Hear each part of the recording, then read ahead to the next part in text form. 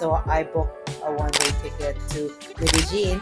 I always knew I was never going back to banking. In life, there's no script for us. If you can share one or two advice of Yes, and instead of yes, but, because when So today I'm very excited. It's the second episode of my Escape 9 to 5 series, and it's a show that invites people that I admire to talk about their journey transitioning from traditional path to pathless path. So Anna is a transformative figure who transitioned from a 15-year career in banking to the world of storytelling and improv, driven by her passion for communication and performance art. As the founder of What's Your Story, Huh?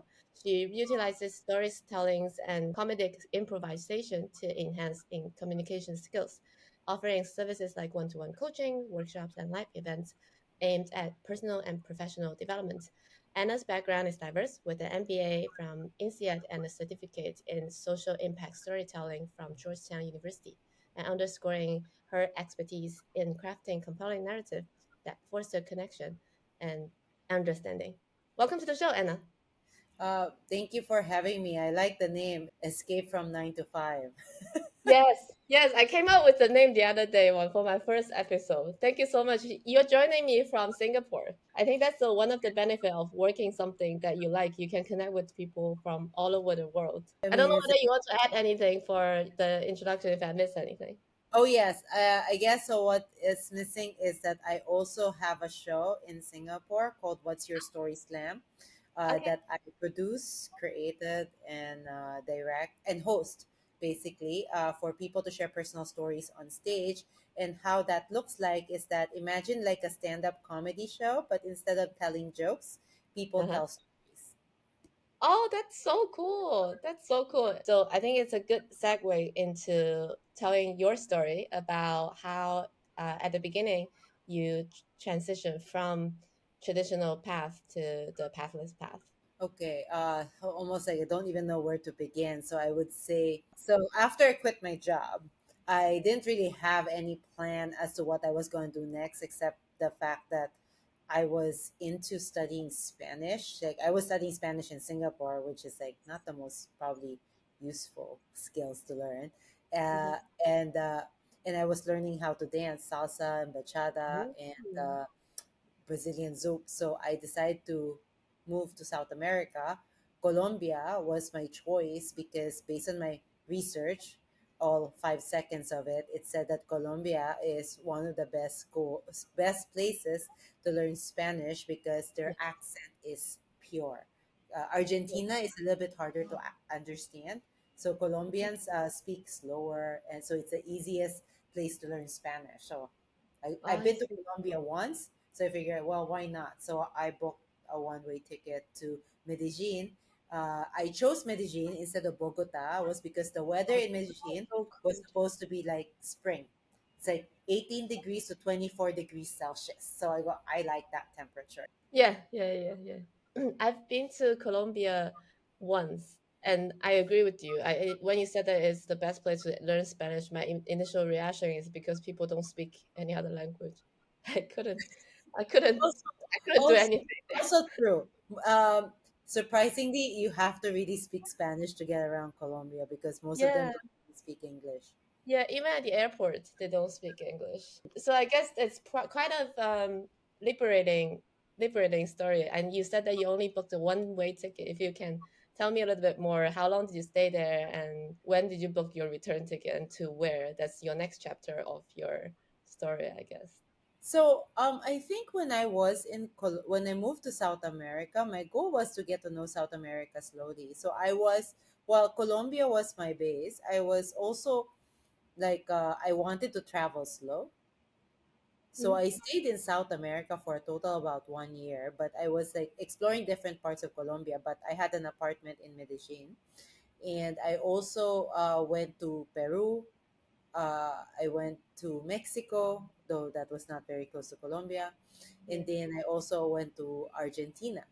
Oh, Argentina happened after I got hooked on tango. So I only got into tango was because I realized, when mhm. you go to dance school, I hate salsa. And in Colombia, they love salsa. They have Yeah. Colombian style salsa. They have Cali salsa, which is Cali style, which is a province in Colombia. So I go, no, I did not like salsa. So I told my dance teacher, I don't want to dance salsa. What else can you teach me? The only other dance he knows other than salsa was tango. So I go, okay, Mm. let's try it. And I fell in love with tango. So I decided I wanted to learn how to dance tango. So I moved to Argentina to learn how to dance tango. I guess that must be life changing, like transformative, right? Because you're so far away from everything you know and from your familiar environment. I think if it's me, a year will give me a lot of perspective about life and what I want to do. And Well, then I just wanted to, if there's any pivotal moment or like a day that during that 1 year you figure that, look, I've done this year, I'm not going back again. Would love to know. well, okay. So I always knew I was never going back to banking. When the moment I got out, I wasn't going back. That one Okay. was very clear to me. But I won't say, I would say my year in Colombia, I didn't want to figure things out. I didn't want to think about the future. So that year was the year that I do not think about the future. I was just going to live each day as if it were my last. Oh wow. So it was about living in the moment. And turns out all I want to do is eat good food, travel, explore, learn something new every day. And sometimes, occasionally, just sit in bed and watch Netflix. So, Yeah. so learning how to cook. I learned how to make guacamole in Colombia, uh, Oh, and then made friends with the guys who sell vegetables next door. okay. Kind of got to know my neighbors. I watched football. I think when I was living in Colombia, it was the time when there was like the playoffs to qualify for the World Cup. Mm. So it was. I know there's a game when Colombia is playing because everybody would wear the Colombia jersey. Yeah, so I think it was probably, I won't say it's pivotal, but it was probably the only time I ever did not really think about career or Mm. or savings or what am I like everything that we think about when growing up, like how am I gonna pay the bills? I did not. I My deal to myself was, you know what, we're just gonna chill. Enjoy every day as like I think actually that's the essence of life, right? We sometimes forget about the important things in life, just to enjoy the moments, like look at the sunset, enjoy the conversations with the guy who sell vegetables. Like I Yeah. feel like those moments are actually the best. It's just sometimes it's sad when we're in a 9 to 5 environment, we're put into a restricted kind of time frame or like a routine that we don't really allow us to think of those. I'm really happy that now you have your own show and stuff. If you can share a little bit more, how did you start that and about the storytelling business? Okay, so how I ended up from dancing to storytelling is another story, right? So Yeah. after my year, as if it was my last, big Mhm. surprise, I was still alive a year later. So I had to like, well, now what? We're still alive. So what do we What? do next? Now we have to think about the future. So I had Okay. to think about what do I want to do next. So I Yeah. thought I wanted to be in tech because my sister was in tech, and everyone in tech feels like, disruption, passion, purpose. I want to save the world. So I go, hey, I can do that too. So I moved to San Francisco. Turns out I Oh, hate San Francisco. oh, Uh, okay. I hope nobody from San Francisco is listening, but I don't like San Francisco. Uh, Oh, so, and when I was interviewing in tech, I realized that big tech, is a lot like banking, except they dress badly. So, I mean, bankers dress better. So I figured yeah. might as well just continue to explore my interests, but I'm no longer interested in learning dancing because Okay. for me, I was done. For me, I know I can kind of like once you hit a certain level of competence, you lose interest, and that was how I felt with dancing. So Hmm. I decided to continue exploring. So I decided to go into comedy. Only Oh. because I watched a stand-up comedy show and there was a female comic in San Francisco, and there's not a lot of female comics, right? I would Yeah. love. Yeah. She inspired me to get into stand-up comedy, not because she was so good, but because she was so bad. She was That's so also bad. part of I inspiration. Yeah. was heckling her from the audience, and I was getting more laughter from the guys at the audience than she was. So I thought, well, if this is the bar for comedy, then I might as well just do comedy. I'm prettier and I'm funnier. Yeah. So with that, I moved to New York to learn comedy. My God, that's so cool. That's And so cool. it was through comedy. I learned improv because I decided stand up was too much work. I mean, sounded like too much work because you have to write jokes. So I said, you know what? I'm just gonna sign up for improv in comedy school because all you have to do is show up. And I had no idea what improv was. When I remember my first day, the teacher goes like, the instructor, the coach goes like, it's surprising how many people would sign up for an improv class without ever seeing an improv show. And I go, that's me. And and then when he was explaining what improv was, I realized you have to work with other people. And my first reaction was, I'm not a team player. I mean, I am a team player as long as everybody follows me, but I don't play well with others. And because I've always, throughout my entire career in banking, I was mostly an individual performer. Okay. Yeah. I'm very competitive when it comes to that, like to sales. So I was like hitting targets and all. I was individual performer. So to actually work with a team is something different for me. But Yeah. improv was so transformational in the sense like through the exercises and games, I kind of found the hacks on how to communicate better, like how to listen better, how to build on people's ideas instead of tearing each other's ideas down, how to co-create something, like create an environment where people feel safe to speak Mhm. up. And I Mhm. couldn't help but think while I was learning these things, and I was like, oh my God, if my team and I knew how to speak like this or how to communicate like this, what great things could we have been able to achieve? Why Yeah. isn't anybody bringing this to the corporate space? So Yeah. Yeah. that Yeah. was the idea that came into my head. But then I was also curious about storytelling. Mm. And storytelling is like a not so funny version of stand up. Mhm. And when I was actually at improv, we had a bit of storytelling, and I couldn't share a story because being Asian, I don't like talk about myself. And also, when in professional, we never talk about ourselves, right? Yeah. Unless we're with Yeah. business Exactly. friends. So not with room full of strangers. And I thought, oh my God, these Americans, they love to overshare, but I love listening to it. And I think it was that night that the most pivotal moment is that Mhm. night that I told my first story on stage. It was during an improv show, and our coach says like, there's a magic of improv. Yeah. When you've been working with a team for so long, there's a certain energy within the team, Uh and huh. your body sometimes will do a movement that you don't know, and you gotta trust your body that they know what they're doing. And Mhm. so don't let your brain freeze you. So sometimes I would say it's like a somatic thing, right? You just Yeah. go. Yeah. Like, Trust the sometimes flow. when you're working out, you're trying to say, just do it. Don't think about it. Just do it. Because the Mhm. moment you say you can't, you won't do it. But if you don't even think about it, they say just do it, and you're not thinking, you just automatically do it. So so that night, I think I felt my feet just going up in center stage, and I opened my mouth and the story came out.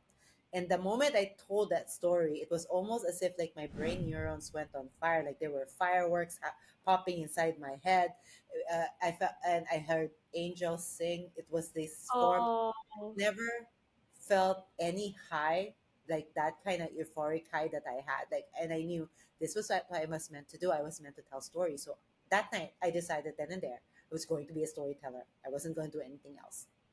Uh, and In New York, Central in New York. and Central then Station. and then when I started googling that night storytelling New York City, I found a storytelling festival happening that weekend uh, at the comedy club next to my yoga studio. Yeah. So Yeah. it almost felt like it was a sign. And then when I moved to Washington, D.C., I was Googling Storytelling D.C., I found a program in Georgetown. And the day I Uh, found the program, that afternoon, they had their info session. Like I found wow. it that afternoon, they had the info session. So I felt like it was almost like the stars were aligned, and all I have to do like was just move on. It's like I was in the flow.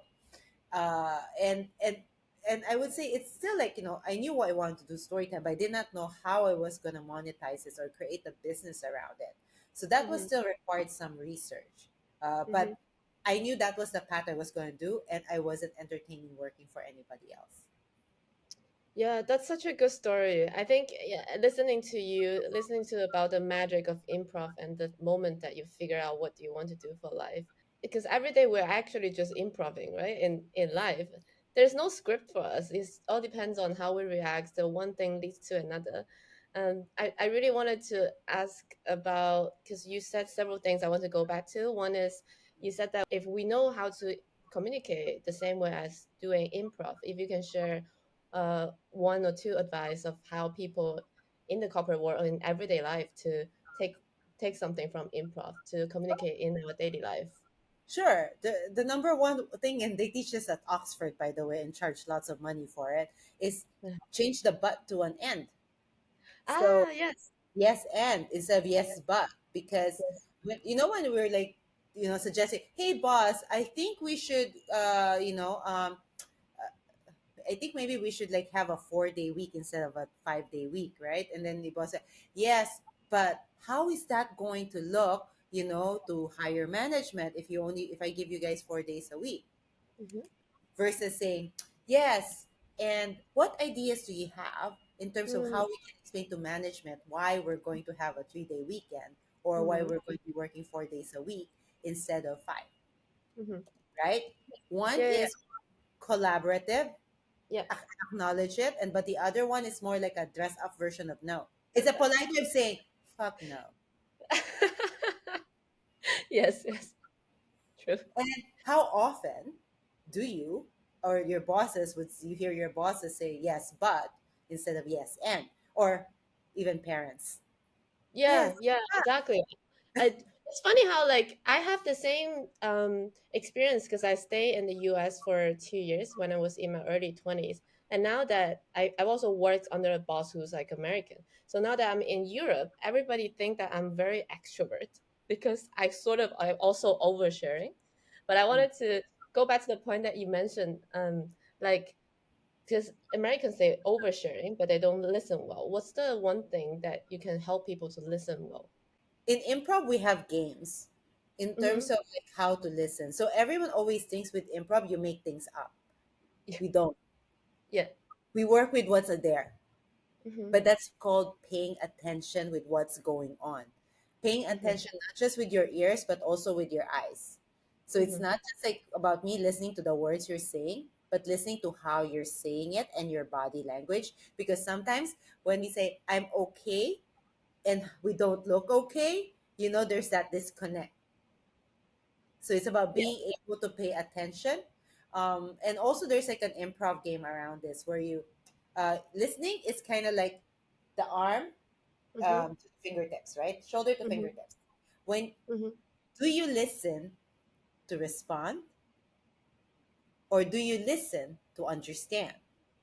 Do you know the difference? Respond is simply just to respond something that doesn't have to be relevant, right? And to understand, you have to actually understand. If you don't understand, you ask a relevant question to understand. Oh, that's mine. Well, so there are two things, right? So often people when they listen, and you'll notice this to your friends too, they Yeah. listen to respond, which means they're only listening halfway through and they're already thinking about what to say next. Yeah. Yeah. Yeah. Yeah. Yeah. Yeah. Versus listening to understand, they wait until the very end before they say something. And in improv, we have a game where you have to start your next sentence with the last word said by the person. So you cannot think of what to respond because you don't know what they're going to say next. So you don't know what you're going to say next. And it's about, I would say, what I appreciate the most about improv, and perhaps because I was primed for this when I decided to move to South America without a plan, is that embracing uncertainty. Because you don't know, you you kind of like have to reserve judgment at the door, so you can't make a decision yet because you don't know what's going to happen. And Mm, it's about being okay with that and mm, having the confidence to take that space that I don't need to make a quick decision right now. I don't need mm. to respond right now. I can take a deep breath before I respond. I can try to paraphrase to show I understood before I respond. That's what you can take from improv. Wow, improv. I'm trying to start from the last words that you told. Improv. It's such a powerful tool. I learned so much. I have some questions, but then I would just scratch those. I think I think in what you just said is everybody should learn. I don't know why we're not. teaching those in schools. And funny enough is I'm in this venture builder program in Antler. There's actually one session they taught about improv because one of the partner went to the Oxford program. So I enjoy the session immensely because I play games and they teach you how to do this 1, 2, 3 clap thing, and then every single time people ask feedback, I was like, I just enjoy it. I think one of the thing about improv is you kind of just as what you said, you need to be okay with uncertainty and be okay to know that your capability is okay to make things happen. And that's my next question is more important, at least for me now, and also for people who want to escape 9 to 5. What you just mentioned, when you have an idea and you know that's something that you love to do, how do you turn that into business? There's a few steps that people can take. I would say if you have an idea, why don't you first experiment? You don't have to commit to doing it as a business, just experiment. Even my own show was an experiment. I Mm, started it when I did it. It was supposed to be just one show. That's it, one and done. yeah. Uh, except I enjoyed it so much that night. I got, we're having another show and another show. So, but it wasn't like I wasn't committed. That's why the name is What's Your Story's name. Lack of originality was because I thought I was just gonna have one show, so I didn't really spend that much time even thinking about it. I just needed to create something and do it. Yeah, doing it as an experiment. I think that's what I'm currently doing with my YouTube and also my other podcasts. I really enjoy doing all of those. What one day I'll turn it into a business maybe. Storytelling must mean a lot to you. If you can summarize it in one word, what does that mean to you? Change. Change. Oh, Yeah, because every story talks about the change. There indeed. is no story without change. So what next? What's the do you have any change coming up for your business, Well, personal I life? want to take What's Your Story Slam global, and I really mean it. And I want to take my work global, but mostly in far flung in places not actually outside the United States Mm-hmm. because storytelling is already there, Yeah. but in places that is not like I want to bring it to the Middle East because of all the conflicts that we see in the Middle East. I Mm, think it's because we don't see people as people; we see yeah. them as a Yes. stereotype, like a persona or a trope, right? We kind of bucket them. But the moment we start hearing their stories, we realize that you're not whatever Hamas or you're not, this Yeah. race. You are a Yeah. person just like me. You have a Yeah. mom, a dad, you have hopes and dreams like me. You want to be seen, you want to be heard. And I think we need more of that spaces for people to share their stories. So I want to bring it to these places. Mm, I want to empower people to tell their stories unapologetically. I like to use improv to get people out of their head because the moment I say tell mm, me a story, they start panicking. But when you yeah. use improv and make it as a game, people are more open because with improv I said like there are no mistakes, only opportunities because even if you don't do it the way I said it's supposed to do, you basically just taught everybody else like you showed an example of what not to do so they know how to do better. So everything's an opportunity for us to learn. Doing things right or wrong is an Mm, opportunity for us to just learn from each other. mm. So you're doing them a favor. Actually, when you make mistakes, you're doing everyone a favor. When you're failing, you're doing everyone a favor. I don't know what to say. I think That's I'm what. looking forward to for you to take it to anywhere else outside of the US, to places where people need a platform and a space to share their stories safely. Finally, let's do a lightning round.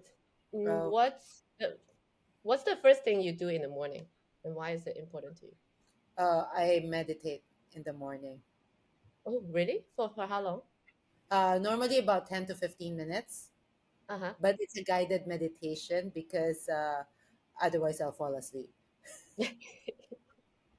And It helps. the reason why I do it is because it's a gentle way to wake up. Mm. Yeah, yeah, yeah, yeah. Exactly. Do you use some kind of app? Oh yeah, and then I also stretch. So sometimes I stretch and then I meditate, Yeah, that's a but good way. while lying in bed. Yeah, I like Insight Timer. Inside climber. Okay. The next one is in terms of storytelling, what's the one book or resource that you would recommend for people to Uh, master in this? okay, actually, Story Worthy by Matthew Dix is Oh yeah, pretty. I love that book. Yeah, he was my mentor. And then another one is Long Story Short. You know Matthew in person. Oh, I would love to interview him if one day he's free. I love his book. Just ask him. He's fine. Just ask. Yeah, okay. I'm gonna ask him. What's your ideal normal Tuesday look like? Well, my normal Tuesday. Okay, so Tuesdays I don't have a personal training session then. So I normally go to the gym. I go for a run. Mhm. So or I go for a. So it's either I go for a run or I go for a walk in the park in Singapore. I have a question from a previous guest. She Mm-hmm. asks, what scares you the most jumping into the pathless path? What scares me the most about jumping into the pathless path? Uh-huh. Uh, I think for me, it's about staying still. Because if you end up in a pathless path and you just end up staying still, then it's like you're going nowhere. How do you deal with that? The Well, I would say it's I always joke to my friends that I'm like a shark. Mhm. It's that I keep having to keep moving forward Mm. because I think I remember reading somewhere sharks when they stop swimming, that's when they die. Oh When they wow. don't move is when they die. Thank you so much, Anna, for today. Thank you for being on the show.